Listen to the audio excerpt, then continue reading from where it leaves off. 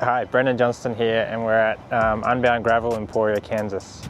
I started last year and then had a drama in the mud at mile 11, so didn't finish.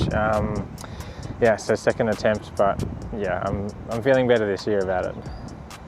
What's one thing that you're looking forward to about this year's Unbound?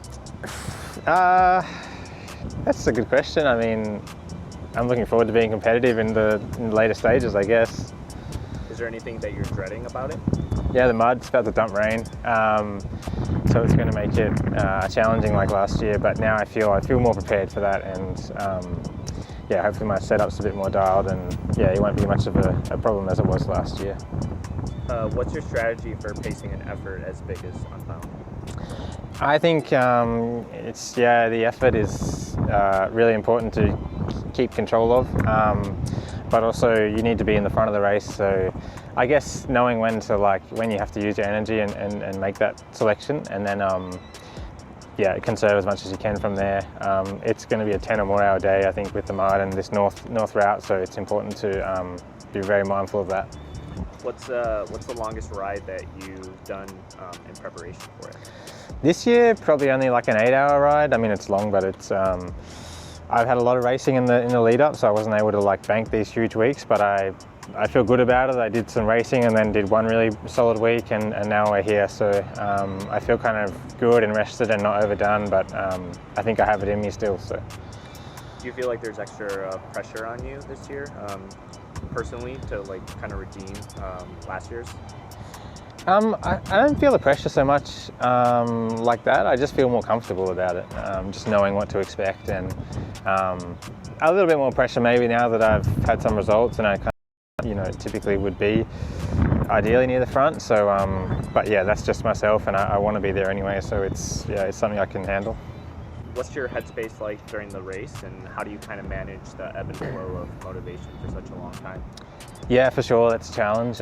It's so long, a full day, essentially, and you start at 4 a.m. when you wake up, and probably not until you go to bed late that night. So it's a massive day, and yeah, like you say, ebbs and flows. You'll have good points and bad points. Hopefully, a few second or third wins as the day goes on. But yeah, I think just trying to keep your mind in the moment and not go for the fairies and yeah, lose interest, or those points where you lose yourself. It's probably not great, and maybe you make mistakes or you lose the group or something. So yeah, trying to just keep focused, and lots of caffeine, I guess, in the later points.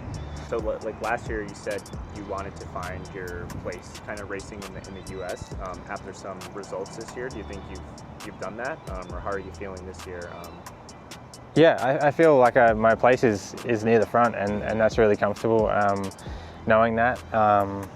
Last year, sorry, it was pretty early in the season still, Unbound, maybe my third race over here, and but now it's I know who I can ride around, although this year there's a lot of Europeans and super strong guys, so it'll change up again, but at least I know my level and the guys that I can follow and should be around, so it's nice. Where does the significance of this race fit in with the rest of your calendar? Would you consider this a pretty key event for you? Yeah, 100%. The Unbound I think it suits me. It's a race I can get really good points in the Grand Prix, and that's kind of at the top of my list of objectives. So yeah, I think it's an important race, and one of probably 3 in the year that really suit me. So sweet. Thank you very much. Cool. Best of luck. No worries.